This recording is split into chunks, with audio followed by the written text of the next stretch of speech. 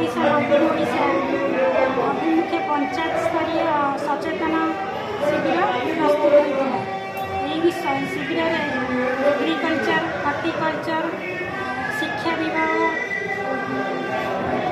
स्वास्थ्य विभाग,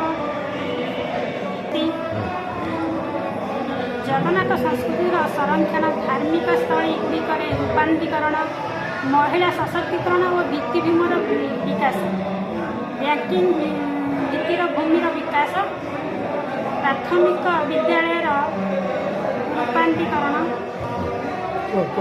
कार्यक्रम गुड़िक पंचायत स्तर में उपलब्धि कर अवसर में पूर्वतन सरपंच, समिति सभ्य, वार्ड मेंबर, वरिष्ठ मान्यगण्य व्यक्ति को संबोधन दी।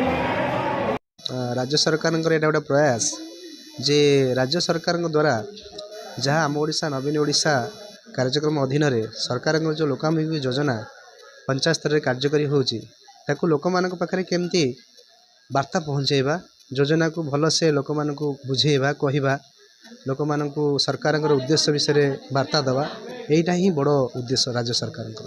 केमती कौन थिला कार्यक्रम आयोजन?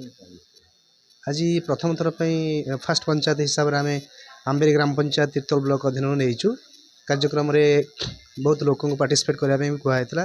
लोक पखापाखि 1000-1500 लोक गैदर होते एवं कार्यक्रम लोक मानक आमर विभिन्न विभाग अधिकारी माने आसिकी कार्यक्रम संबंध में प्रोग्राम बहुत भल थिला। लोकंकर कोऑपरेशन एवं लोकंकर जो आम सहित ये थिला कोऑपरेशन बहुत भल थिला। जेतोले आमे बा सरकार द्वारा उपकृत हो से आम मुहर हस धरे। ये जो पेट को मुठाए खाइबा आ ओठरे जो हस नवीन पट्टनायक देइचंती। तेणु आज समग्र कार्यक्रम सारा ओडिशा रे जो कार्यक्रम चली एटा नवीन पट्टनायक एक मानसिक शक्ति एवं प्रत्येक प्रशासन आज जाग्रत। तेणु आम समस्त मुहरे आमर प्रिय मुख्यमंत्री हस देखा चाहिए। धन्यवाद।